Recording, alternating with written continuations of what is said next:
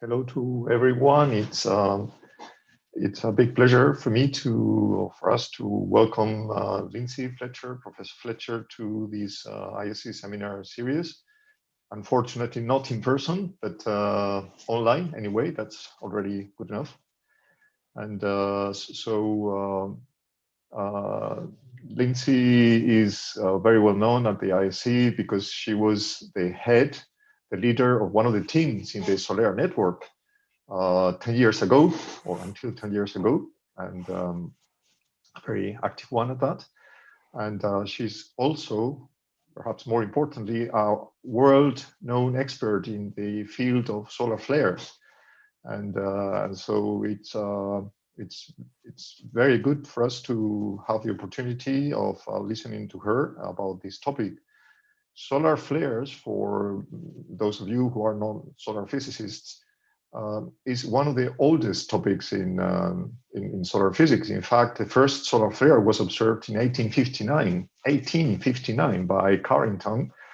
And in particular, in the past few decades or 30 years, say, there has been huge progress in the topic. And so thanks to the observational facilities, especially satellite missions, and also on the side of theory through advances in the theory of reconnection on the one hand, and many others. But in spite of the times of these years, there are many key aspects which are still not understood, and crucial aspects like, for instance, turbulence and particle acceleration. So we really look forward to listening what Lyndsay is going to tell us today. She did her PhD at the University of Glasgow and then went for a number of postdoc positions in Utrecht, in fact, and at ESA, and then at Lockheed, to return to Glasgow in the year 2000. And since then, she's become a professor at the University of Glasgow. And very recently, a year ago, I think, she's also got an affiliation with the Rosland Center for Solar Physics at the University of Oslo. And so, Lyndsay, when you want, you can start. Thank you. Okay, thank you very much, Fernando. And it's really a great pleasure to be speaking to you. And I do wish that I could be there in person, but I was just saying before the talk, I've just had my second vaccine today. So hopefully before too long, I'll be able to come and visit the Canaries very soon. So I understand that this audience is not at all a specialist audience. There are some solar physicists among you. I recognize the names, but it's much broader. So what I'll hope to do today is give a fairly general overview of solar flares and one particular puzzle in solar flares, and that is particle acceleration. And related to that, the possible role that turbulence could play in that whole process. Okay. Oh no, let me see, I'm just trying to, okay, there we go. Never quite sure which screen my pointer should be on to get the slide to advance. But anyway, so here's my overview. I'll start off with an overview of some relevant flare observations. And then look at, more specifically, at non-thermal particles, non-thermal electrons and ions, accelerated particles. And this is one of the very biggest problems that we face in solar flare physics, understanding how particles are pulled from a Maxwellian background and accelerated into a non-thermal tail. So then I'll look at some scenarios for this, some particle acceleration scenarios, and give an overview of one particular acceleration scenario, which is turbulent acceleration. And then talk about some work that we've been doing to try and demonstrate the presence of turbulence and understand its relationship to the flare process. So how we deduce flare turbulence from line broadening, spectroscopic measurements, in other words, both in the lower atmosphere of the sun and in the corona. And then I'll give a few conclusions. Okay. So here's a beautiful movie of a flare. Of course, we are very blessed in solar physics because we have so many high resolution observations of the solar atmosphere from its visible surface, its photosphere, out to its distant corona. And this is a movie which is made of a composite of different extreme ultraviolet channels and multi-band EUV observations from the Solar Dynamics Observatory, one instrument called the Atmospheric Imaging Assembly. And so primarily here we're seeing plasma at temperatures of 1 million degrees and above. Now, I think that this movie kind of brings home the fact that a flare is at its root a magnetic phenomenon. And why do I say that? It's because if we look at, for example, these loops out here, which are magnetic field lines, or there's no such thing as a magnetic field line, as we all know, but this illustrates the direction of the magnetic forces in the corona and is outlined by hot plasma, which is emitting in the extreme ultraviolet. And when the flare happens, we see that this responds. The magnetic field appears to shrink inwards. At the same time as we get a very bright radiation flash in the middle, the whole corona has a kind of convulsion. You can see also a shock wave that propagates out. And this is the beginning of what's called a coronal mass ejection. And so the coronal magnetic field is responding to the energy release in a flare, and that's basically because the coronal magnetic field is where the magnetic energy, the energy for the flare, is stored prior to the flare. And so if one were to look at this kind of big picture, you start with a flare energy flow, which begins at, if you like, the solar differential rotation and convection, of course, the processes that we also imagine happen in stars. And that stresses the magnetic field.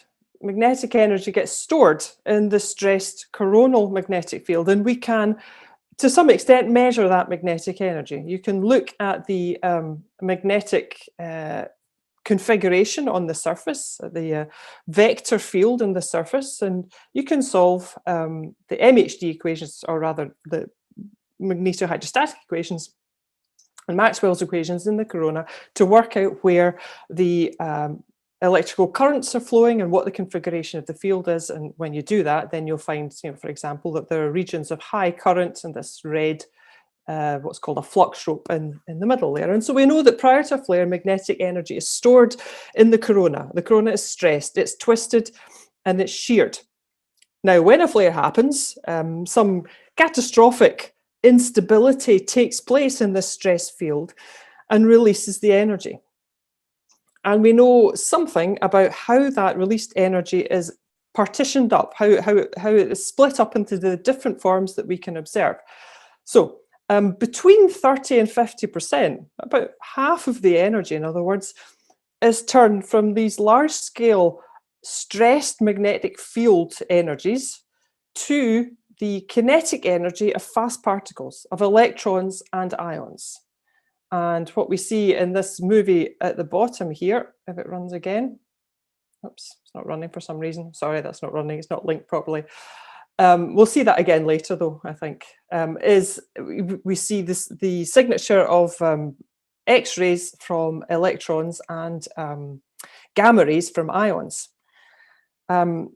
About 100%, more or less, of that energy is then re-radiated as radiant energy in the lower atmosphere and also in the corona. Also, about 1 to 10% of the magnetic energy which is stored in the stress corona is directly turned into radiant energy, mostly in the soft X-ray part of the spectrum. And then about another 50% of that stored magnetic energy goes into the mass motion of plasma on a large scale, magnetized plasma on a large scale, what we know as a coronal mass ejection. If you wanted to take a top order view, then it looks like about half of the energy goes into fast particles, half of the energy goes into coronal mass ejections, and essentially all of the energy, which is first of all turned into the kinetic energy of fast particles, is then re-radiated as all kinds of electromagnetic radiation across the whole spectrum. So a flare is essentially a multi-wavelength phenomenon. Fernando mentioned at the beginning there that the first flare observation in 1859 by Carrington was made. Now, in those days, we weren't above the atmosphere. We weren't looking where we're not looking at the extreme ultraviolet or X-rays or anything fancy like that. We were just looking in good old white light, optical emission. And so this is more contemporary, though still quite old, white light observation where you see these very fine, what we call ribbons of flare emission, superposed here on just a background of the solar surface, the photospheric surface. So we can see the complicated sunspot group that this particular flare is taking place in. We can also see ultraviolet emission. Again, we can see these fine ribbons outlined, and here are some thicker flare ribbons. They actually happened in an earlier part of the flare. And then down at the bottom here, again, we're seeing extreme ultraviolet now in reverse color, black. And again, we see these very fine ribbons, as we call them. And on top of that, we see hard X-rays. This is taken images by the Extreme Ultraviolet Telescope on TRACE, Transition Regional Coronal Explorer, and the Hard X-ray Telescope on the old YOCO mission.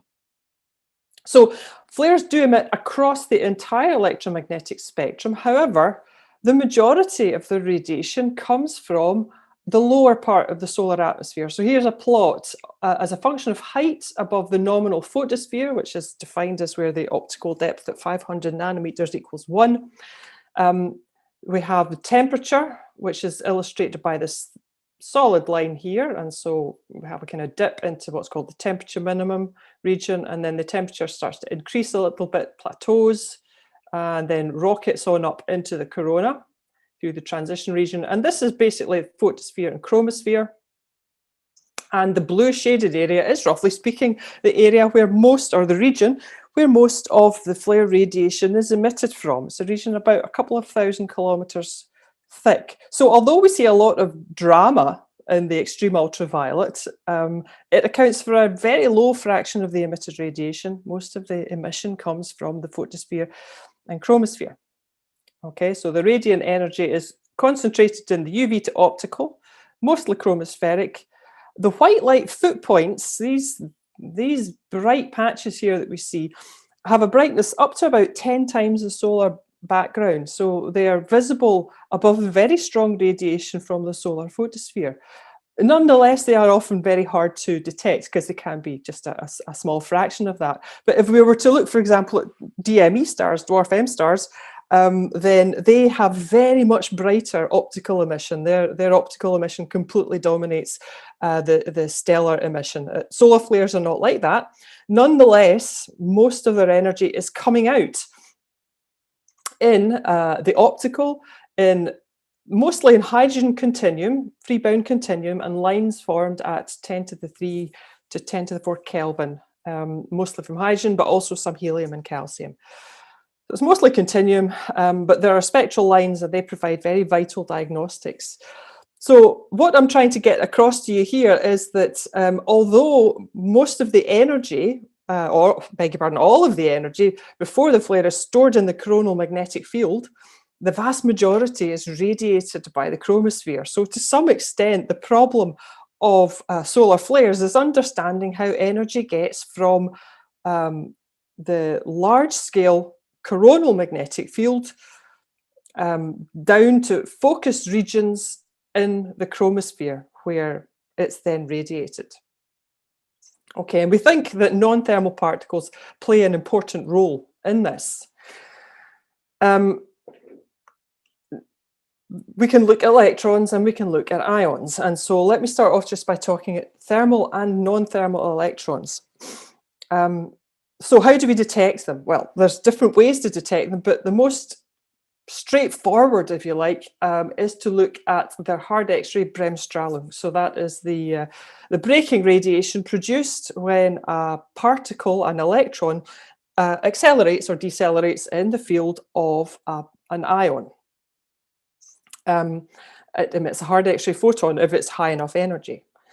And so what we would typically see is usually 1 to 4 so-called foot point sources at greater than about 25 keV. And so here's an example here. I think this movie will run. So the green sources here are bremsstrahlung at 30 to 80 keV. And you can see that there's a small number of them superposed here on H alpha. And again, you see this kind of ribbony structure. And then sitting above them in the corona is a soft X-ray source, 12 to 18 keV. And this is a typical kind of configuration. If we were to look at the spectrum from this entire field of view, then you would see something like this on the left.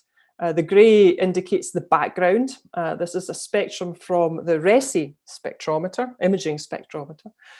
And so you can see that there is a part which can be modeled by a thermal, and then at a certain point a non-thermal distribution takes place. These are usually drawn as two separate distributions, a thermal and a non-thermal, but there's actually no reason at all to believe that that's really the case. It could be one single distribution, which might have slightly different properties depending on whether you're looking in the lower atmosphere at these foot points or up here in the corona. These coronal soft X-ray sources, thermal X-ray sources, can be quite frequent. Quite rarely you get a coronal hard X-ray source, so you'll get this image on the right-hand side here. We can see that there's a thermal source in this kind of browny color here, orangey brown color. Superposed on that is the contours of a hard X-ray source at 30 to 50 keV. That's rather rare, but it does sometimes happen. It happens when the corona is dense enough to stop the high energy electrons and allow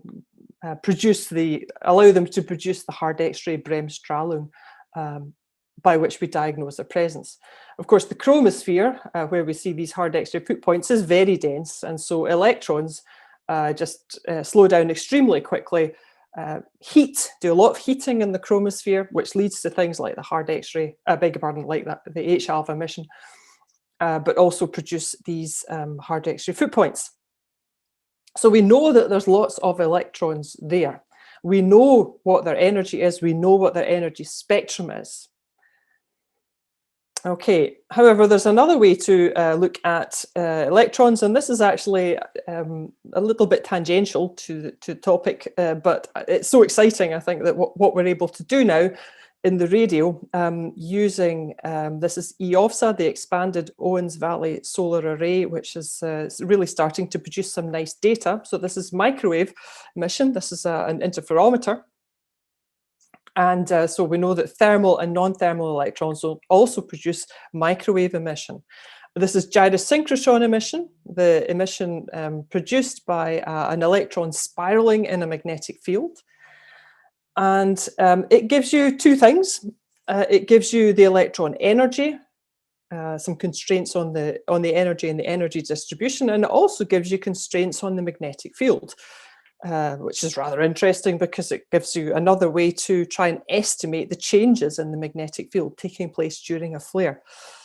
And so EOFSA is a multi-frequency array, so it can observe in several frequencies, and we can see a plot here below of the patches of microwave emission going from high frequencies at the bottom here in blue to lower frequencies at the top there in orange. And so we really have some very powerful spatial information.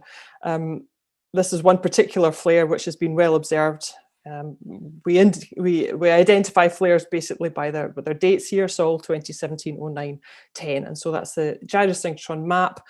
And we can tell that this is produced by electrons at hundreds of kiloelectron volts up to mega electron volts in very high coronal magnetic fields, a few hundred Gauss to a kilogauss. Now, most solar physicists will kind of go pale when you suggest that the coronal magnetic field can be a few hundred Gauss, because other means of determining the coronal magnetic field typically give you a couple of tens of Gauss. But we're looking at very extreme situations here in the corona. There really are very strong magnetic fields storing a lot of energy. Okay, so that's another way that we can find evidence for fast electrons. What about ions? Ions are altogether a bit more difficult to get a handle on. There are ions which are detected directly in space, solar energetic particles so far, and so-called, and they are thought to be accelerated at shock fronts from the propagating coronal mass ejection, or maybe some are directly accelerated at the flare. But what I'm talking about here are really only the ions which are, if you like, confined to the sun, kept at the sun. And so we see basically evidence for ions through nuclear processes, nuclear de-excitation lines. So here's a spectrum from way back from the solar maximum mission. So it's a spectrum from a flare in 1981. There haven't really been any comparable spectra since then, to be honest. It's very hard to measure gamma rays, and people don't want to put these very heavy detectors up in space just to do that for the sun. So you can see the data here, and these lumps and bumps here and there are de-excitation lines. And so this is heavy elements in the solar atmosphere which have been hit by accelerated protons, protons with energies greater than about 30 MeV. And so they excite the nuclei, and then the nuclei de-excite and give you these de-excitation lines. And some of them are narrow and some of them are broad, superposed on some background continuum here. Now, the RESI spacecraft was able to do some rather crude imaging of the gamma ray lines. It was the first time that had ever been done for the sun, gamma ray imaging. And this is what this diagram here on the right shows. And so the blue blobs here are in what's called the neutron capture line, emitted at 2.23 MeV. And this happens when neutrons, which are produced in collisions of heavy ions and protons, are captured onto hydrogen to produce deuterium and a gamma ray. And the gamma ray comes out at 2.23 MeV, and it's one of the stronger lines. In fact, you can see it here. This is the neutron capture line here. And that could be imaged. Now, RESI is not a focusing optics telescope, it's a collimating optics telescope. And so the image quality that you can get is rather poor. The background is very high. And so this is why we just see blobs rather than really beautiful fine detail.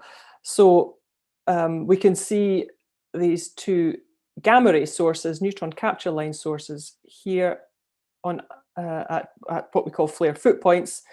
Superposed on this is the using the equivalent, the same imaging technique, imaging properties. We can see where the fast electrons are, and that's the red contours. That's hard X-rays.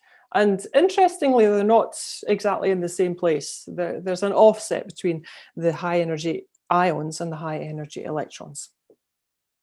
Okay, so that's almost everything that we know about non-thermal ions in flares, but the spectral information gives us enough to put some bounds on their total energy. A little bit later on, I'll tell you about another possible way of getting information about heavy accelerated particles, ions, particularly of the element iron. So these are kind of the observational, some of the observational constraints. Of course, there's a lot more that could be said about it. But let me just show you how this is sort of put together into a cartoon or a conceptual framework called the standard model for flares. I'm sure every field has got its standard model. This is the standard model for flares. So the basic idea is that we start off with a stressed coronal field. So this coronal field, magnetic field, is twisted or is sheared, and that means that it's carrying a current. Curl of B is mu naught J, and that current embodies energy, which we call free energy. So that's where that's the energy reservoir. To get the energy out of the coronal field, you have to let it reconfigure. And that's done via a process called magnetic reconnection. And that is, if you like, the breaking and rejoining of magnetic field to something like this shape here, this lower field line here indicated in blue. So it's a post-reconnection magnetic field. And it can now relax. It can shrink down. It's called dipolarization, a process that we see happening, for example, in the Earth's magnetic field. Following a magnetospheric substorm, we observe the field sweeping past the spacecraft as it dipolarizes. And we have also imaging evidence in solar flares for that happening as well. So the field is shrinking. Also, if it was stressed beforehand, presumably it's also unstressing. It can untwist, if you like, or unshear. And that all represents the liberation of energy. What form that energy takes? Well, as I said, we know roughly how it's partitioned. We can see that in the corona, there's electrons and there's ions produced. The energy flux has to be ducted down the magnetic field. Now, why do I say it's ducted down the magnetic field? It's because if we look in a movie like this, there are very localized brightenings. You can just see here and here, which we call the flare ribbons, and these indicate the ends of the magnetic fields which are reconfiguring. We get these bright spots of radiation, and they move. You can see that the ribbons here in this movie expand outwards in time. They move outwards in time, and that's because more and more field is being advected into the reconnection region, and so the foot points move further and further away. But the point is that they're very localized. The ribbons and the foot points, also the hard X-rays, the optical, UV, etc., are very localized. And so that means that the energy, which is liberated by the change in magnetic field, is not spreading out isotropically, it's being ducted along the field. And so that really limits you to a couple of mechanisms. How do you get energy along the magnetic field? With you could do it in particles. You could have very fast particles which are racing along the field, or you could have alphane waves which are traveling at a very high speed in this high magnetic field, or you could have slow mode waves, but they probably don't go fast enough. We know that the time scales involved are fractions of a second. So we're really looking at probably fast particles which are carrying the energy down to the lower atmosphere, or alphane waves. Okay, so that's basically the cartoon. What are the requirements? How much energy do we need? How many particles do we need? Well, for electrons, we get the requirements basically from these chromospheric foot point sources. And as I've mentioned before, up to half of the flare energy is in the form of kinetic energy of non-thermal electrons. And that can be deduced by looking at the Bremsstrahlung spectrum. Bremsstrahlung radiation is a very straightforward diagnostic for non-thermal particles. We teach it to our undergraduates, how you work out the electron spectrum from the photon spectrum. And it's very straightforward to say that up to 50% of the flare energy is in the form of the kinetic energy of non-thermal electrons. We know as well that you have to get those electrons up to tens to hundreds of keV, in fact, maybe even more, but the spectrum is a power law spectrum, so there's rather fewer particles as you go to higher and higher energies. And so we have to do that in less than about a second. The number of electrons you need, well, it actually depends on the role that you think the electrons play in a flare. If you think that the electrons are traveling from the corona down to the chromosphere and taking the flare energy with them, then you can work out in a framework called the collisional thick target model, you can calculate how many electrons you need. If the electrons are traveling in a beam from the corona and stopping in the chromosphere, then it means you need 10 to the 36 to 10 to the 37 electrons per second. You need that to explain the foot point emission in a large flare, and it can be more, in fact. this has for a long time been a problem for solar physics, because what it really means is that you'd have to take all of the electrons in a coronal volume, equal approximately to the volume of that active region that we saw changing in the very first movie. You have to take all of them and you have to accelerate them every second. And then you have to keep coming back for more. And this has long been a problem. There's models that help you get out of that, one involving what's called a coronal return current, which takes electrons back up from the chromosphere into the coronal accelerator. But it turns out that it's very hard to explain how that is a stable configuration. If, on the other hand, you allow your electrons just to be locally accelerated in the chromosphere, as well as some local acceleration in the corona, then you need to have less than about 1% of all the electrons present. So to some extent, that's a more attractive model. It's not so demanding on the number of electrons you need to accelerate, but of course it's difficult to accelerate things in a collisional medium like the chromosphere, so that comes with its own problem. Ions, not including those which are accelerated into space, they have a comparable total energy to the electrons. We need up to 100 MeV per nucleon, accelerated again in less than a second, and require about 10 to the 34 per second above an MeV per nucleon. So not quite as demanding as the electrons, but certainly plenty there. So where might these particles be accelerated? Well, the answer is actually almost anywhere, but not everywhere is equally efficient at accelerating particles. To accelerate a charged particle, all you need is an electric field. And in the coronal plasma during a flare, we know that the magnetic field is varying, and it's varying very fast. So a time-varying magnetic field will give you an electric field.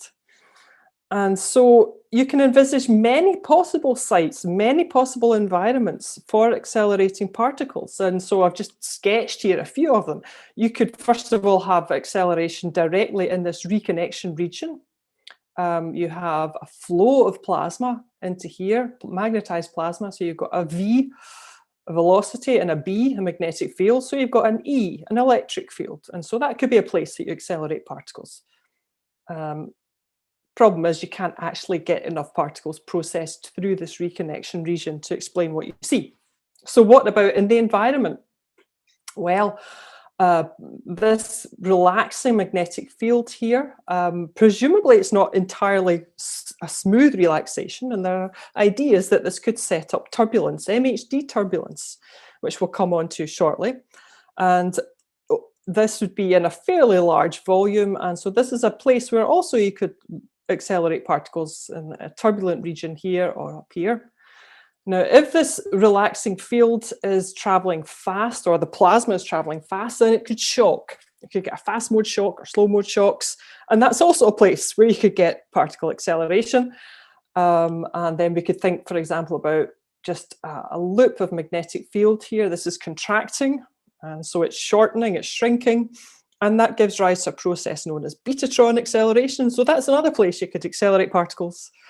And then we could move down and look at the foot points. If there are waves, for example, propagating along these fields, then they will reflect in the Alfvén speed gradient in the chromosphere and set up turbulence, possibly set up current sheets. That's also a place you could accelerate particles. Or this one here is a bit odd, but it's what happens, or one of the possible models again for what happens to particles in the Earth's environment, in the magnetosphere, ionosphere, and that is when you have this. When you have this change in magnetic field, you have a propagating bend. The magnetic field is line-tied at the photosphere. And so if you're changing the magnetic field, if you're bending it or twisting it, that twist has to somehow propagate down the field and somehow become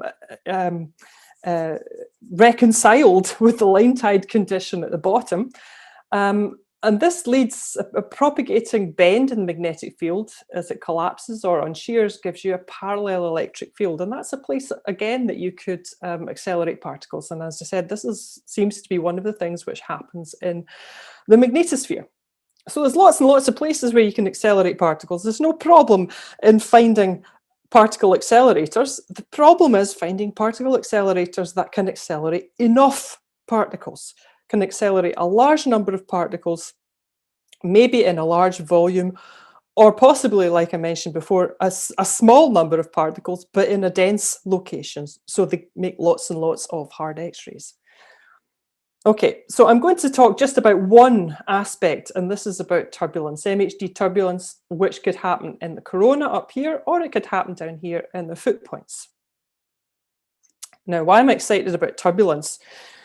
Well, as I've said before, magnetic energy is stored on large scales, things called magnetic flux ropes or sheared arcades. Yet it needs to be delivered to individual particles, leading to acceleration. And turbulence is just a very efficient way to cascade energy from large scales to small scales.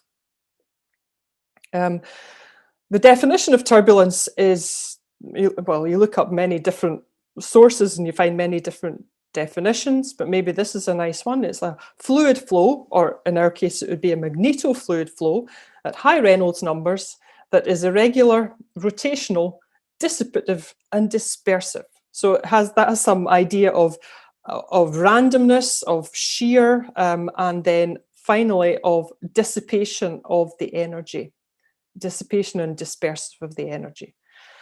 And it can be sketched, at least the energy spectrum as a function of wave number can be sketched like this. You have a large scale, a low wave number where energy is input, and then energy cascades through inertial effects, basically the mechanical motions of the fluid, down to a scale where dissipation of some kind dominates. Now here it's written viscous dissipation because I took it from one particular source, but it doesn't have to be viscous dissipation.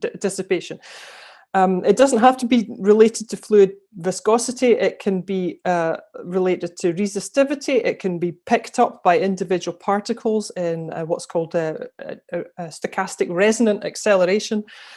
It can be dissipated in different means. But basically, the energy gets from the large scales up here down to the small scales. And here's a nice cartoon from a PhD thesis I found indicating energy being input on large scales and cascading down to a dissipative scale. The Kolmogorov scaling theory gives you that the slope here is minus 5/3, and we think this is probably appropriate for describing magnetoturbulence in flares. Now, where can it happen?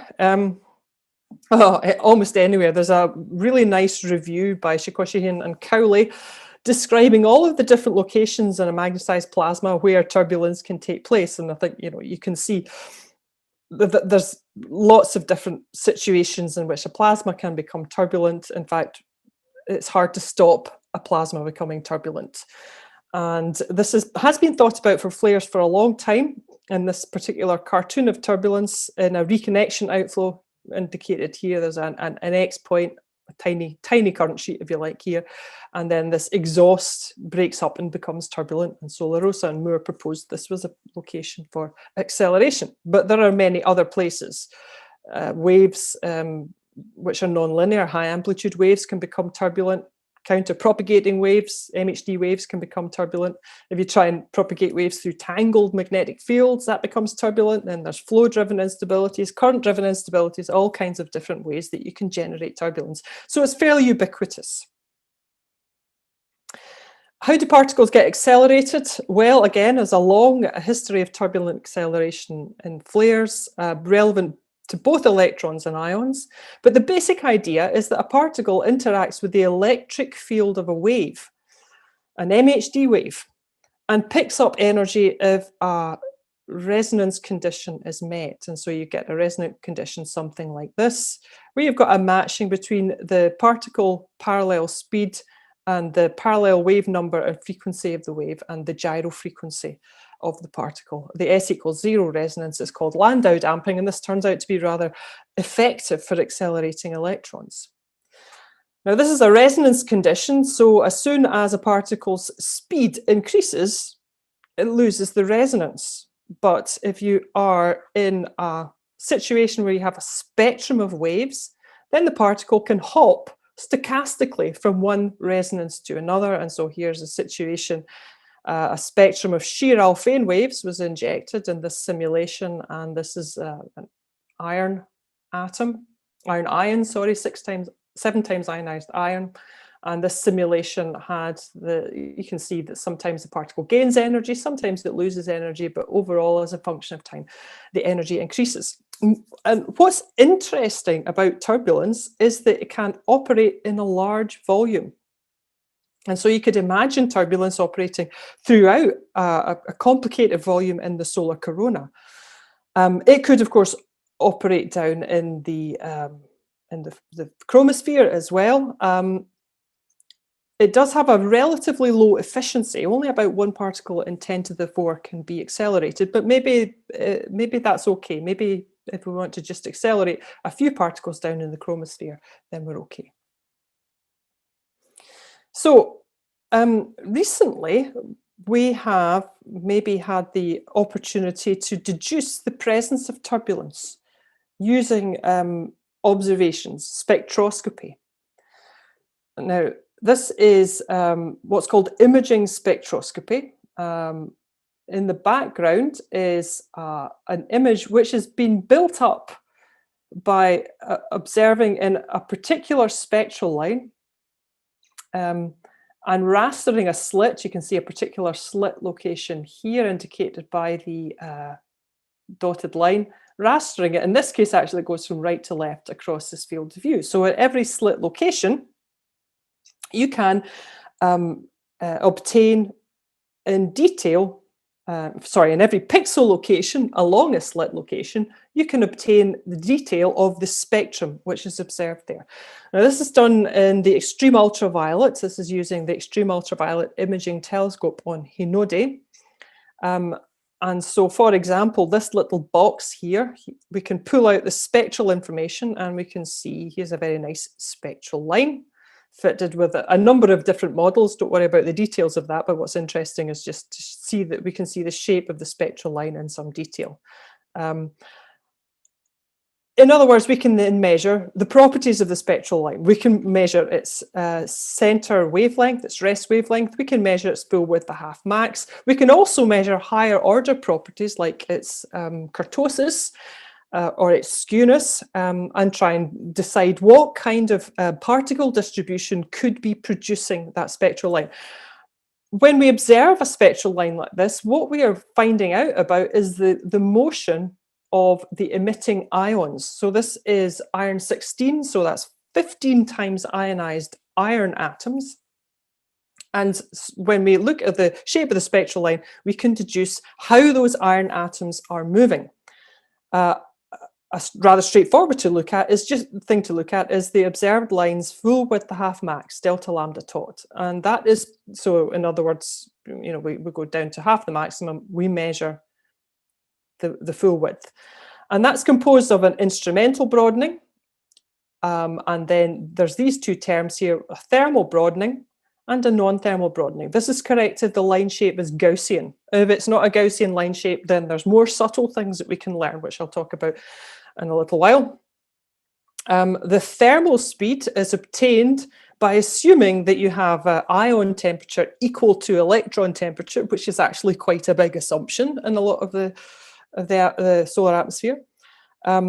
You get the electron temperature because you know it's iron 16, and so you know what temperature you need to make 16 times iron 16. That's 15 times ionized iron. And then you assume that the ion temperature is equal to the electron temperature, and you can work out what the thermal speed is. But when you do this, then you find out that the combination of the thermal speed and the instrumental broadening is not enough to explain the full width, the half max. You need something else. You have something here which we just call the non-thermal speed. It's a characteristic speed. in excess of the ion thermal speed. And so this has been done now. We can observe this. It's ambiguous what we're seeing.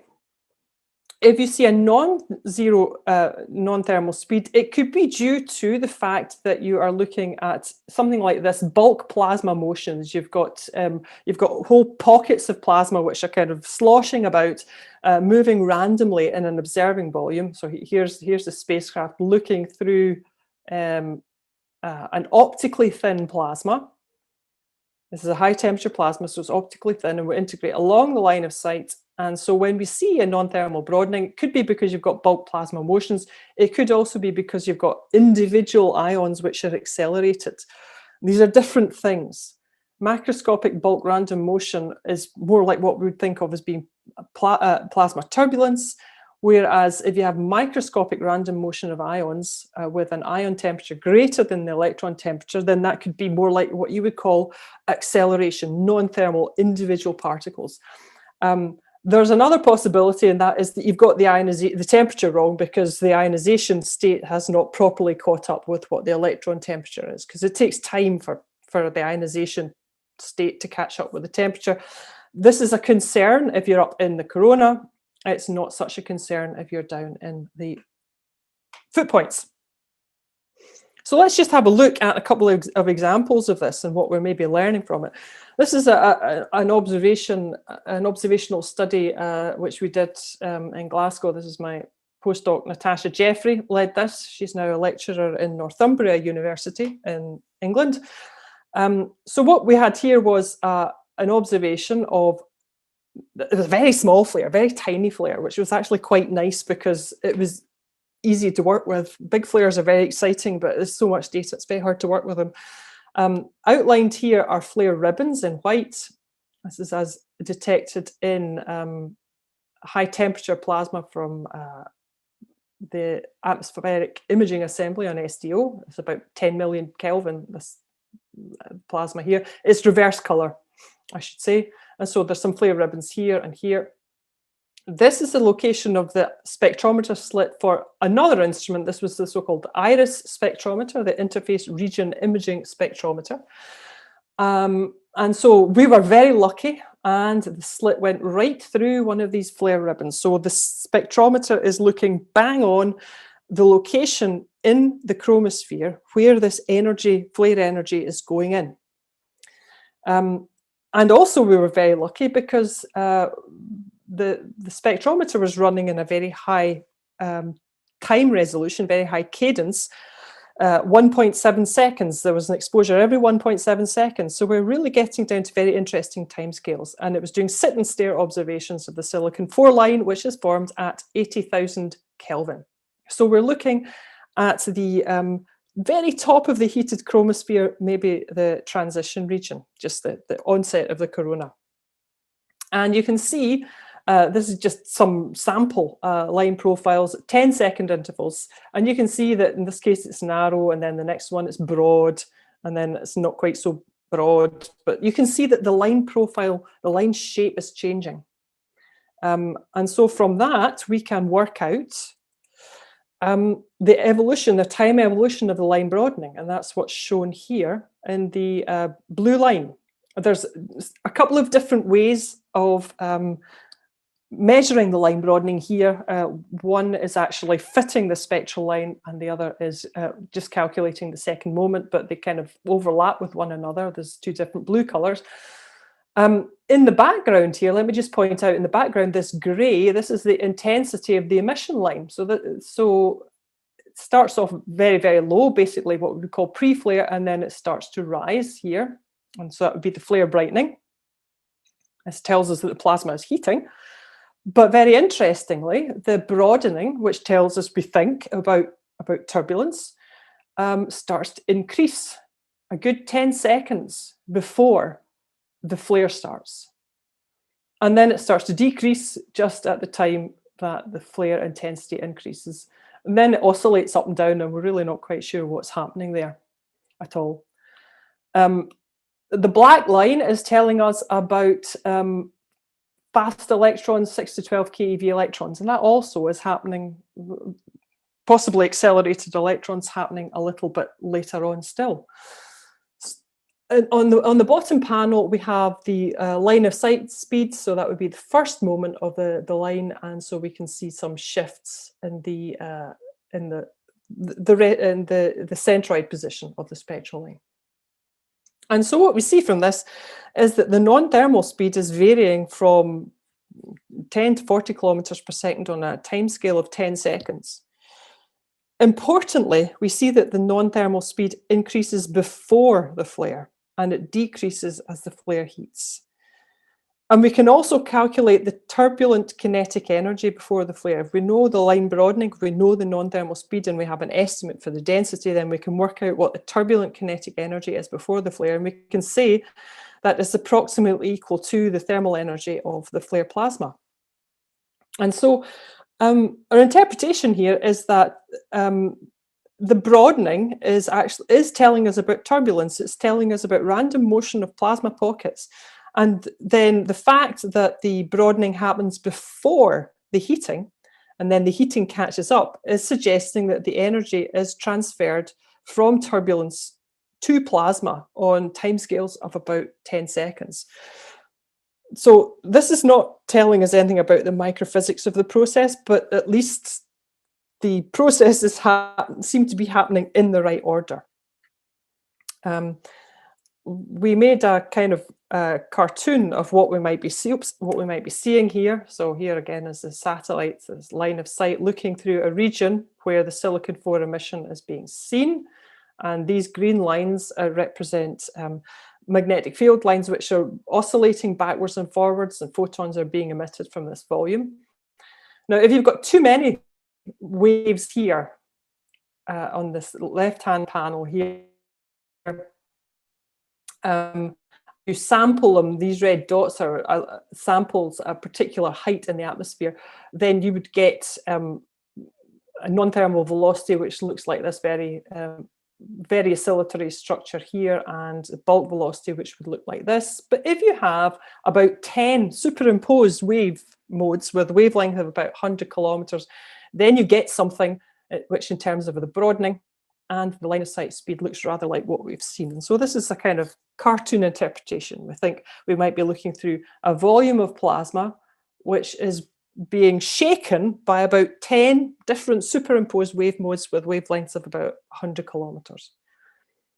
So that's in the chromosphere. Let me just talk very briefly about an observation made in the corona. This is by my colleague Edward Contar in Glasgow.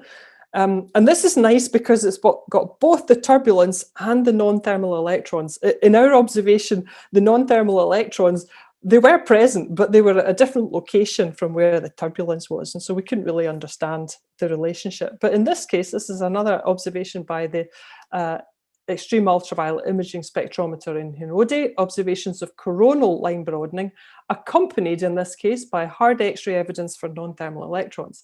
So it's a bit of a complicated figure, but the background is in fact iron 24, so that's 23 times ionized iron. That's very hot plasma. White is just the contours of, sorry, I beg your pardon. The brown is 193 angstrom, so that's more like about 2 million Kelvin. The white is iron 24, so that's very hot, more like 20 million Kelvin. And then we've got blue, which shows us where the non-thermal electrons are, foot points, and there's also actually another one in here.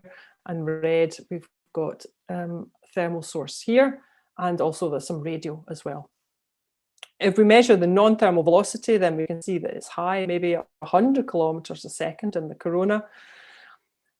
Again, we can do the job of calculating the turbulent kinetic energy from the UV line broadening, and this is its value here in units of 10 to the 28 ergs. And so time resolution is not so good here, but you can see that it increases and then it decreases. But very fortuitously, we can measure the non-thermal electron power by looking at these various X-ray sources, and can see how the power varies as a function of time. Increases in that it increases after the turbulence increases. But I think what's very nice about this observation is here we have energy, here we have a power.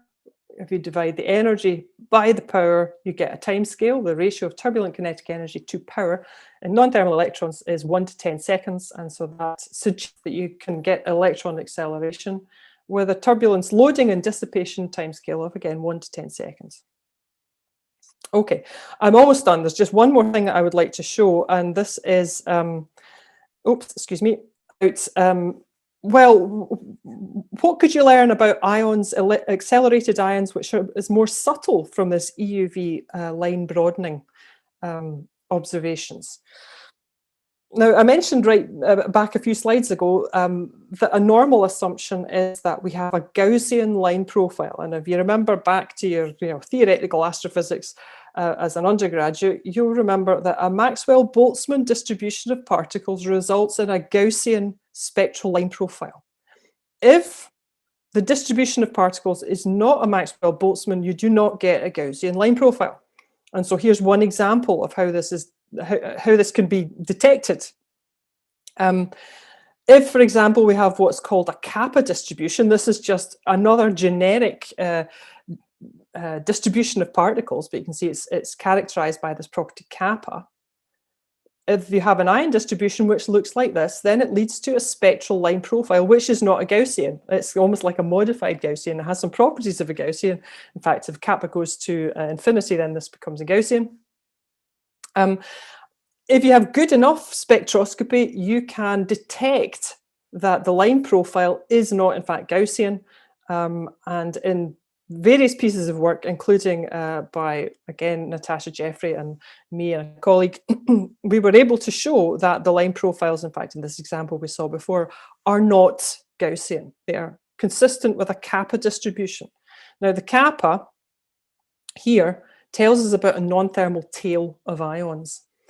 And so from this spectroscopy, we can make a map of the kappa values. And where the kappa values are low, these more green to yellow colors, then we're seeing evidence for non-thermal ions. And we can plot them. We can plot that kind of distribution here. So this is what a thermal distribution would look like at the formation temperature of iron-16. But we're seeing these different non-thermals extrapolated past here, sort of observed up to this kind of energy, but extrapolated on from here. So this is an assumption. However, we know that we're seeing non-thermal ions with tails, rather low energy tails, 0.2 MeV per nucleon, but they're present in the flare chromosphere. This is particularly interesting from my point of view, because if you calculate, well, how far can an ion at 0.2 MeV per nucleon go in the chromosphere before it gets stopped by Coulomb collisions?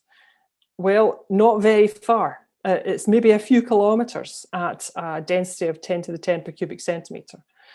And that means that these ions are accelerated locally. There's a process happening in the chromosphere, in the lower atmosphere, in these flare ribbons, which is accelerating the ions locally. They're not coming from anywhere else. So that's quite interesting, I think, because it does suggest that you can have a process which is taking place in the lower atmosphere of the flare, which is a turbulent process which is locally accelerating ions. Not sure about electrons, but it's also plausible. Okay, so just about finished. Here's a few questions, particularly about the lower atmosphere. Number one, why would you get a turbulent lower atmosphere? It may be because you have energy propagating through the corona by Alfvén waves. These Alfvén waves are set up because the corona is reconfiguring and launching magnetic disturbances. And those Alfvén waves may reflect in the chromosphere because you have a gradient in Alfvén speed, and that leads then to counter-propagating waves and turbulence. Or it could be that you have maybe small-scale current sheets in the chromosphere because you have a stress field, which could lead also to current-driven instabilities and ion acoustic turbulence.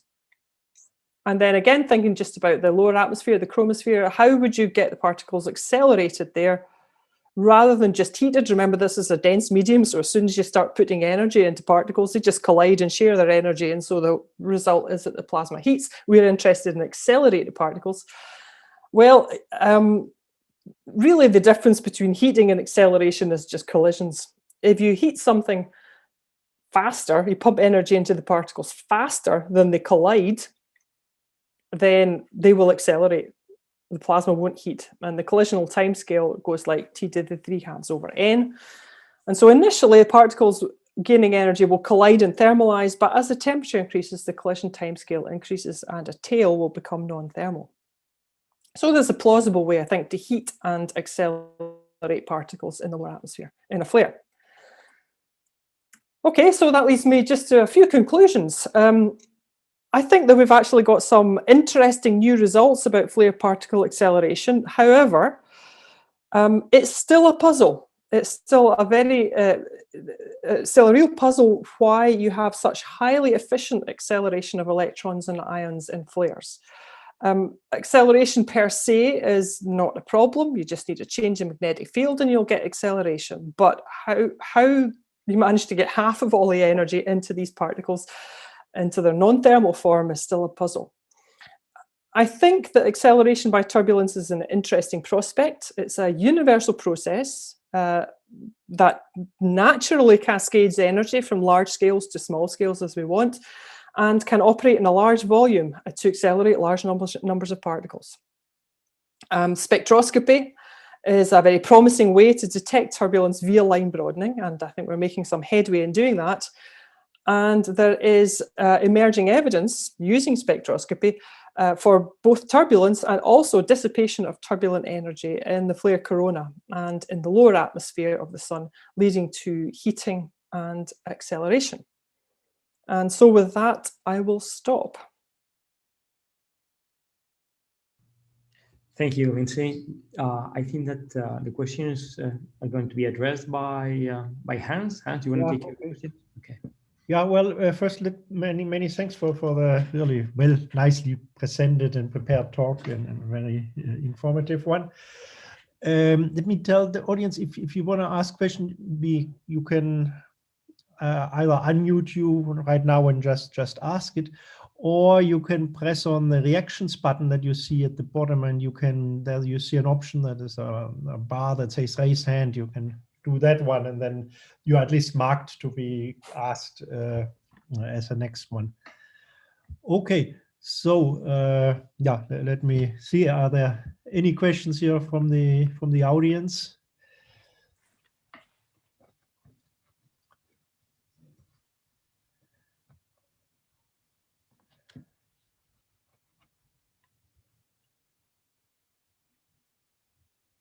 Fernando, you have asked a question. You have raised your hand. Yeah. Okay, go ahead. So Lyndsay, thank you very much. This was a really very nice lecture, and with exciting results, and of course many open questions. So you mentioned at some point, I think in one of the slides early on in the lecture, let me move my microphone. So you mentioned field strengths of in the corona of hundreds of Gauss to 1 kilogauss, and you mentioned, oh, some of the solar physicists will pale at these numbers. I am one of them. So could you, I mean, this is very strange and exciting. Do you think that's plausible? Yes, I do. This EOFSA is not the first observatory to have seen this. The VLA was used to observe the coronal microwave emission. There are some ambiguities. You have to be able to identify which resonance you're seeing in this gyrosynchrotron spectrum. But really, people are fairly clear. The radio astronomers are fairly clear that you have average field strengths of certainly a few hundred Gauss and localized in the corona in a flaring active region. Now, remember this mechanism, the gyrosynchrotron mechanism, if you like, it's selecting for the highest magnetic fields. You need to have a high magnetic field strength, and you need to have these high energy electrons before you see this radiation. So, you know, other methods of deducing the magnetic field, such as coronal seismology, they detect much, much lower magnetic fields, and that's because that's what they can do. They can only detect the low magnetic fields, microwaves can only detect the high magnetic fields. And so I think that this is a fairly robust observation, but of course it has, and it's not inconsistent. The two are not inconsistent, because we know that the coronal magnetic field is a very highly structured area. There's got sort of loose floppy magnetic field, weak floppy magnetic field on the outer part of an active region, and very strong magnetic field in the core of an active region, and everything else in between. So I think it's not inconsistent. The two sets of observations are not inconsistent, but the implications are, for flare energy transport, are quite interesting, I think, because apart from anything else, it means that the Alfvén speed can be extremely high. It can be approaching the speed of light. So there's some very nice MHD to be done there as well. But yeah, I think this is a robust answer. If you'd asked, 20 years ago, if you'd asked a solar radio astronomer, what is the coronal magnetic field strength, they would have said, oh, it's about 500 Gauss. And it's only when we started having, the EUV coronal seismology that people started coming up with different field strengths for the bits that they could observe. Right. Okay. So a big question here is, of course, who is causing those very strong fields? Because if you do just any extrapolation, say in an active region, you will not get to that very high field strength. So who is causing them pre-flare, so to say, or is it a consequence of the flare itself? Yeah, no, I don't think it is. And I'm not sure I agree with your comment here, because if, for example, if we look at these two foot points here, which can be 2-3 kilogauss line of sight field, okay, separated by maybe 10,000 kilometers. Now, even if it was a dipole field, not even a stressed field, that means that the height above the corona of these field lines at that height, if this is 3 kilogauss and this is 2 kilogauss, that's going to be about 500 Gauss here, even if it's just a dipole field. So, and field extrapolations would show you that. Okay. So, I don't think it's so surprising. I really don't think it's so surprising. Okay, I'm more used to thinking in terms of quiet sun, coronal holes, etc. So in those terms, this is huge, of course. Yes, of course. You're of course. right. No, these are active regions. These are very strong, very concentrated magnetic fields. And of course, the strength as a function of height will depend on the separation of the foot points, as well as the amount of stress, the separation of these magnetic sources, as well as the stress that's being carried, and the absolute strength of the magnetic field at those locations. Yeah. Thank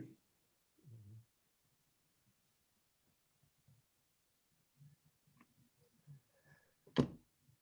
Maybe I'll ask you a question, since I'm working on extrasolar planetary transits.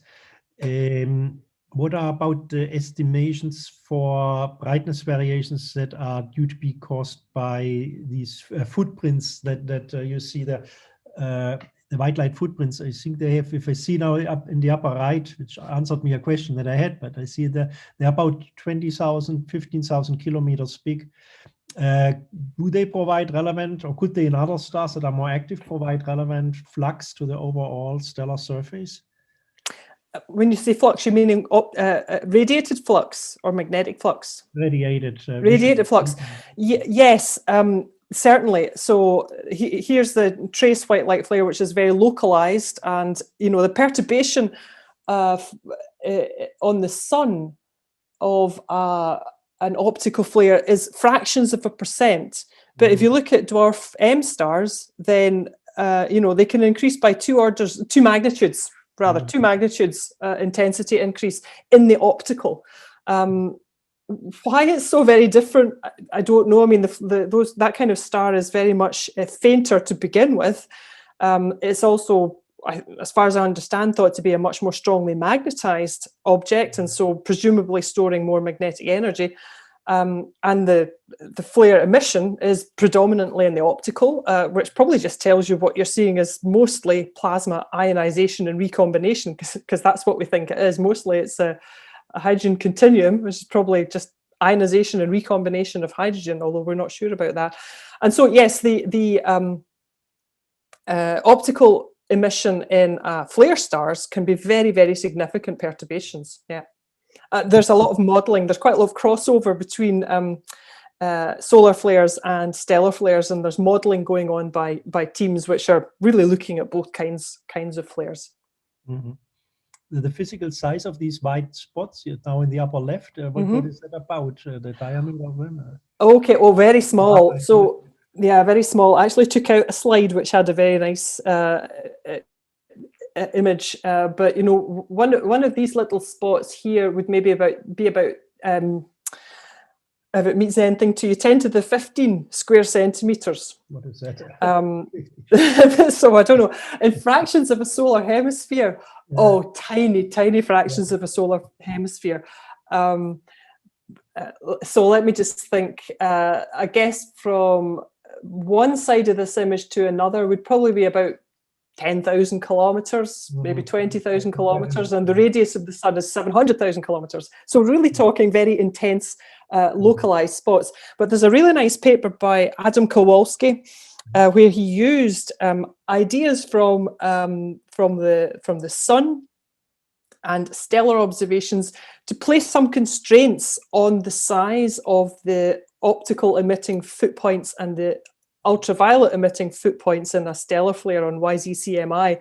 And, you know, it's on the order of 1% or something of the solar surface involved in this. So if you're interested, I recommend looking at the work by Adam Kowalski.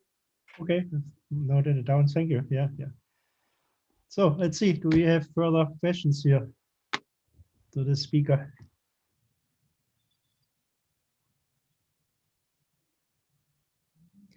Fernando raised. No, I think Fernando, you haven't lowered your hand, right? Or you have another question? Yeah, no. I mean, if I can ask a further question, I was very surprised. In one of your last slides, you mentioned that there are indications that there is local acceleration of ions to 200 kilo electron volts per nucleon in the lower atmosphere. Yeah, which is, as you said, I mean, it's quite amazing. And so you mentioned maybe that's because the collision times gets long enough that these particles do not get thermalized. Yeah. But still, the question remains: who is accelerating these particles to such energies in the low atmosphere? I mean, what is the mechanism? Yes, indeed. What's the process? Yeah, because you need to get the energy down there to exactly to set up turbulence or whatever. Now, you know, this is something which I've been scratching my head about for some time. You know, the standard model of solar flares, of course, has energy carried by electrons or conceivably ions from the corona to the chromosphere. I didn't want to go into this in detail because it can get rather tedious, but there really are problems with that model. There's problems with the total number, and there's problems with what's called the beam return current stability. And I think it's actually not plausible that you can get so much energy from the corona to the chromosphere using fast particles as the medium. And so for a while, I've been thinking about, and other people as well, have been thinking about the possibility that it's not particles at all, but magnetic perturbations which carry the energy. In other words, Alfvén waves. In other words, the field reconfigures and stress is released, and that's released in the form of shear Alfvén waves or torsional Alfvén waves, which move along the magnetic field, and eventually they dissipate. They have to dissipate somewhere, and they're going to dissipate in places where there are strong gradients in Alfvén speed, and that's the chromosphere. And so you could imagine a situation where you have, I wonder if I've got a slide which shows this. No, I don't think I do really. Did I mention it here? Yeah, well, okay, this is kind of the basic idea that the energy is propagating by the Alfvén waves from the corona as it reconfigures. They reflect in the chromosphere, and this leads to counter-propagating waves and turbulence. And turbulence can lead to small-scale current sheets, or it can just provides a turbulent spectrum itself, which could accelerate particles. And, in principle, there's no problem with doing this. If you can get the plasma hot enough that the collision timescale is short. You need to get the temperature high, but again, there's no problem with doing that. We see the plasma temperature is high. We see the plasma temperature can be up to 10 million Kelvin in foot points during flares. And so I think that there's a distinct possibility that the overall picture is one of magnetic free energy being carried to the lower atmosphere as MHD waves, alphane waves, dissipation of those waves in the chromosphere, leading to, in the form of turbulence, which leads to particle acceleration. And so in that picture, there's going to be local particle acceleration in the chromosphere, also local particle acceleration in the corona, because there's lots of turbulence there. But the two particle populations don't have to be related to one another, as they are in the sort of the current standard model for flares. Thank you. Okay. Well, thank you. Lyndsay, any further questions?